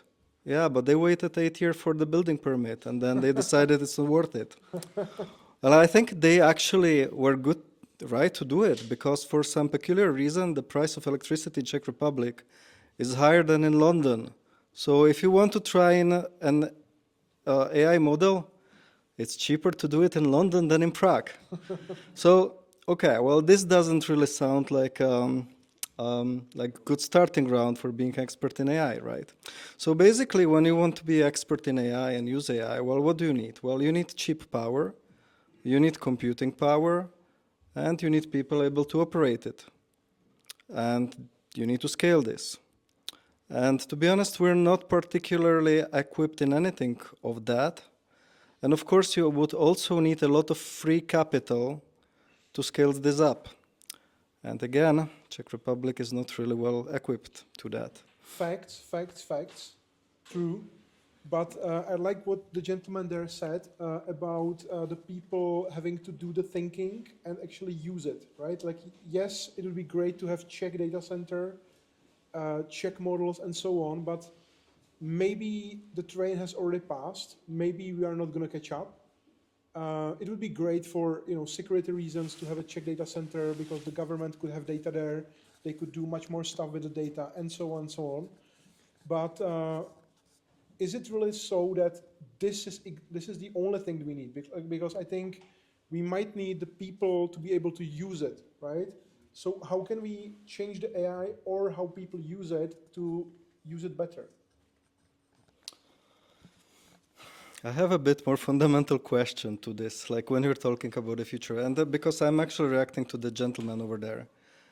He said one thing that struck me quite well, right? Because, to be honest, the question is not what AI can do. AI ultimately will be able to do everything. Well, that leaves us with the more important question, what we will do. And it's not about if AI can do everything, write songs, do poems, do philosophy, whatever, like it's really a matter of choice, right? So, and this is, of course, it's important related to your question, because basically you're asking what should we be doing? I don't know. Like we're talking in an investment horizon of the next 2-3 years. Well, yeah. Then we can discuss, right? No, but the thing is, like everybody's work is going to be affected by it. Everybody will need to redefine what they do and how they do it. Even developers, maybe most developers these days, right? But essentially everybody will need to do that, right? And the question is, how do we adapt to that, and how do we see the future before the rest of the world to get some advantage? I think that's the question for this meetup, right? So anybody has a similar question or another question? Or maybe the answer. How many questions do we have? Okay, go ahead.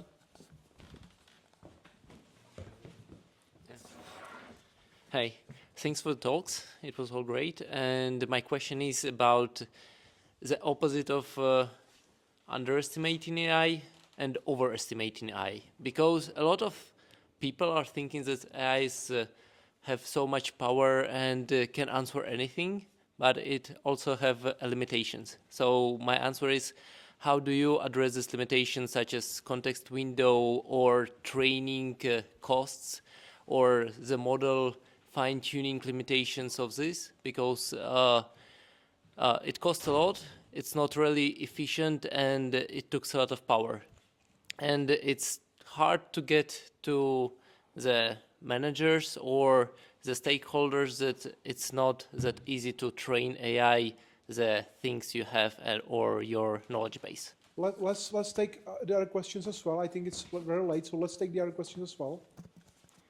Yeah, okay. So my question is, what would your advice be for someone who sees like a huge opportunity in the development of AI, just seeing like LLMs as a breakthrough technology, but not being sure what exactly to build right now, but like thinking that not building anything feels like a huge like opportunity lost, because we've already discussed that just waking up and building something random doesn't really work, and it's also tough to find business model in something that is already interesting to Right, someone. right. And we will actually address this in the ideathons. I will invite you, everybody who wants to answer to this question. Let's connect on the Discord. You know, right there, introduce yourself. I think there's maybe even a channel for questions. You know, ask these questions. We will, in the future, bring the domain experts. We will have ideathons. We will have competitions. We will have hackathons to actually figure this out together, right, in a iterative way on an event. And this is a great question. I really like that we have so many developers here because this is exactly the question everybody should ask. What is the next big thing to build? How can you help the world by building it, right? You want to answer? Okay, go ahead. I have a really annoying answer to the first question, which is that we will need to train, get ready for a new word, metacognitive skills. We will need to get ready to train our ability to know when we don't know things and recognize that when we're getting an answer that sounds real, but we don't actually know how to verify it, we should probably hand the verification to a domain expert or try to confirm with another model at least.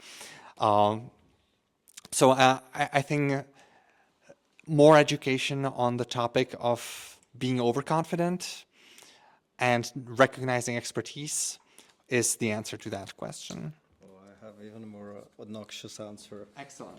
Yeah. Obnoxious me, please. Yeah. Just wait. So if the AI model has a limitation and there's like a business value in it, just wait. So like last week, I think OpenAI published a paper. The paper basically was assessing the ability of AI to perform economically viable tasks. So they made a panel of like 80 professions. I'm fuzzy on the number. And basically they took a domain expert, like in finances, like a person that was directed in a fund for 15 years. They would give him like tasks that he would usually perform in the job. And then they would give the same tasks to the panel of models. And then someone would evaluate would be better. If you look at it, you can easily see where has been invested and where not. So for example, sales, the models were outperforming sales managers roughly by 80%. Wow, that's crazy. In development, it was 70, 80%. Why? We invested into this. So you can use it as a panel and you can basically see if you would make just like a list of where most and the last money is, that's your wait list. And regarding the second question, it's simple as that, start. It doesn't matter really. Like I started by programming an application for HEMA. I used to do like two-handed sports fighting. And I just wanted to like try programming. And then you start realizing consequences. And when you understand the possibilities and the limitations, you will be much closer to understand where you actually can find value and build something. So I would say don't be hard on yourself. Don't try to do something really complex. Make an application that, for example, makes a summary of the blogs that you would be reading. Simple as that. And just, you know, start from there. Yeah, and if you want a more complex answer, I really think that bringing in the domain expert would be a great choice. You know, I think if you, for example, look at the freelance jobs like psychologist, some kind of consultant, some kind of expert, right? And if you came to them and you said, "Hey, I can actually scale your business 100x by putting your knowledge into AI and building an application on top of it," I think they would probably like, I don't know, I would guess that like 3 out of 20 will jump on that like crazy and they will want to work with you, right? So you can start something simple like that. It's actually like, what do you really need to do, right? You just need to put the knowledge in, create the architecture, how it responds in some kind of combination of the knowledge and the prompts and so on. And you have it, right? In 1 week you have a finished product, and then you can obviously improve it. In like 2 months you will like improve it like hell, and it might actually be competitive, right? So Yeah. Just to add to the second question, I think it also matters about what kind of company you want to build, right? If you want to build a startup, something that we would invest in, it's like really necessary for you to have the ambition to actually build something specific and something that's really big and can grow fast. But that's not all companies. There are many great companies like your company probably where you can just have a great lifestyle and can build a company that employs, you know, tens of people and can be a great business. And you can just look for that and probably find some problem or just start, as you mentioned. But usually to build kind of a category defining company, at least how we look at it, that can really be like a decacorn or you know, like gigantic. That's where, you know, you just need to iterate and probably get some life experience and really find out what motivates you to build something like this. Maybe not everybody should try to build something like this because it's really hard. And yeah, so I would just start what are you already working on, and just try to find problems that, you know, you're already solving. And if you're a developer, then probably it's kind of sensible to try to build a dev tool company. I know the guys from E2B, all of them are developers that work in startups before, and they just see an opportunity to build some dev infrastructure for AI agents, right? So it's like, it's kind of obvious in that point. Just start from what you already know. E2B, I think, is a great example. I mean, like if you look in the 2014s, like for example at Slevomat, it was about take something that works in retail well and take it online. If you see Chuper's Trail, Dame Idlo, Rolik, like it's all basically something that works well offline, bring it online. I think that now in the cloud native space, it's been a lot of, okay, we need infrastructure, let's build infrastructure that scales. We have Kubernetes, let's make Kubernetes for agents, E2B, great. Like the model has some, so you see that like there are these patterns that when you start like understand to recognize, and it's easier for you to kind of find these blind spots. let's actually focus on that next meetup. I really want to. I really want to focus on this. I actually even I'm thinking about, so essentially the startup I'm building, complexity is going to be this, what I call intelligent infrastructure, right? And you're going to be able to build companies on top of it, right? So for example, for sales, for marketing, for HR, for market research, for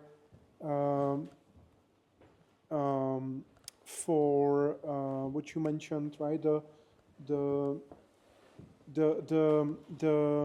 analysis of potential opportunities for startups, right? So I want to focus on that. We will discuss it next time as well. And you also had a question, right? I have more like an answer, one thing like about what Shimon mentioned about kind of like the compliance things, and I think that's something that actually AI companies could like working with LLMs could help with. I was able to solve like most of the GDPR problems by just basically using a coding agent to address some stuff. Of course, I had to learn about but yeah, I think these are some of the problems that could possibly be addressed there with the help of some companies that are specialized on that. Uh-huh. They could bring the cost down from 20,000 to maybe just a couple hundred or something. But of course, yeah, the costs are different when you have many employees. That's not just a single person at home. The other thing I think the problems with LLMs at the moment, I think, is they're really good at understanding language, but they don't actually understand the world. So I think we actually want more breakthrough for them to be on the level we want them to be. They're still gonna be able to do a lot, but they're confined a little bit by not truly understanding the domain. And I feel that's a problem that the current architecture of transformers and LLMs don't have. We need basically to to integrate ontology in them, and there's a lot of like research in that. So I think there's a problem right now that they actually don't understand what's underlying. They just understand like how tokens come together, basically, and which is a little bit different from the understanding that we have of the world, right? Like we, as humans, I think we're able to like break down concepts and kind of like go through different levels of abstraction. Kind of like you can take like some complex thing and kind of like abstract it in a way that it's not just like language; it's like something deeper. And I think the LLMs don't have that capability at the moment. Yeah, I think what it comes down to mostly, in my opinion, is the very concrete, specific knowledge how to do something extremely well, right? Because this is something that the model has never seen, mostly. If you have like a really good company, that is exactly why they are the greatest company, because all their know-how is proprietary, right? They don't share it anywhere. Maybe they probably document it well, right? But they haven't shared it with the model. So it's not that easy to just tell LLM, build me a company like that, because it never saw the data, right? It never saw the processes, the methodologies, the strategies, right? It's also like, I think, a little bit like the way they are reasoning is not the same as humans reason. So I think it's like the intelligence there is, they happen to be able to be good at these stuff that are like language-based, but when it's not no longer language-based, like for example, they're going to be very good at legal stuff. They're going to be very good at making arguments with code because it's like language-based. But there's like things that are not language-based. Like when you're thinking about like some other types of problems, it's kind of like more understanding how the world works. And I don't think they necessarily are good at understanding that. Maybe they understand. They depend on somebody being able to describe that. So like as we generate more basically as we generate more language about the world, maybe they're going to be able to like understand it. Yeah. Fundamentally understand the world different than we do, and it's like limited and it depends on us. And it actually can also be like hacked by us, because like sometimes like we use language incorrectly, or we kind of like there's like fake news and everything. So like there's like just like ideas that are not good. Right. We Yeah. have put writing that's like false reasoning, and they like can fall into that. Yeah, I don't know. I think there's like fundamentally something that the LLMs like is with artificial intelligence that LLMs are like limited. Yeah, I agree. Yeah. I think like if you were to like translate, like if you are an employee in a company or manager, right, and everything that is circling around in your mind, if you were able to take that and somehow put it to the LLM, that's the missing element. And actually, I think that's a great like let's close with this. I don't know if you have comments on that. I think it's a great opportunity, actually, right? Because that is exactly why we haven't gotten to the point where we are useless, where we have nothing to do, because this is what's missing, right? So the question is, how do we actually build this future software which is an expert in something like you described, in that particular part of the world, which could be a software, a new company, right? And the question for all of us for next time, for next meetups, is how do we build software like this? How do we use the domain knowledge? How do we orchestrate it? How do we prompt it? How do we, build actors who are able to use it, right? So great point at the end. Anybody wants to comment? All right. So thank you guys for sticking with us. It was a long night. I actually wanted this for 3 hours, but I can see that you are very tired. Very tired. And I apologize for that. So next time, only 2 hours, I promise. Thank you very much for coming. I hope you enjoyed it at least as much as me. I mean, at least a little bit like me, because I enjoyed it a lot. It was great. I think we have a lot of things to improve on. I had like 50 questions. We passed on we did like 7. So I now know the tempo of what is possible to do. You had great questions. Thanks for coming. Let's keep it up. Let's come next time. Let's build this a movement, right? So thank you.